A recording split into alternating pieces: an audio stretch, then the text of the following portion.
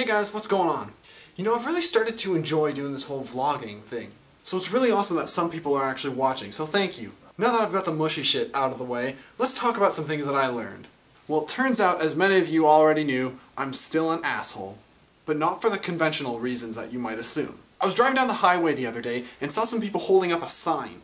Hitchhikers always sketch me out, especially when they're standing in between the collecting lane and the merging lane. Anyway, they're holding up a sign that says, Sarnia. I misread the sign and thought it said Narnia, and I thought that was hilarious, so I drove by and laughed.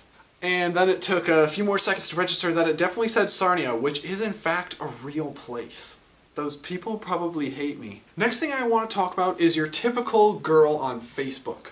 They all do the exact same thing, if anyone has noticed. Always posting up little poetry-like things as if they're all wise gals or something.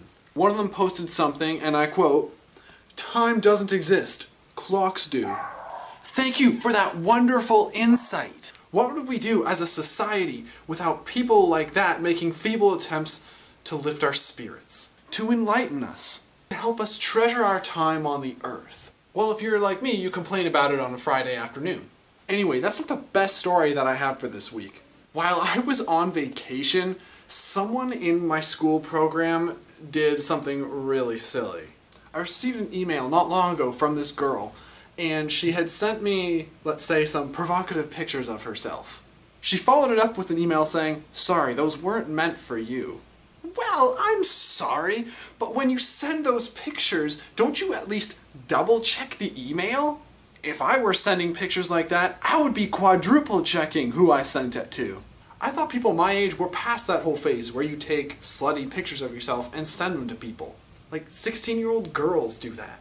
I think the moral of the story is, if you're thinking about doing that, don't.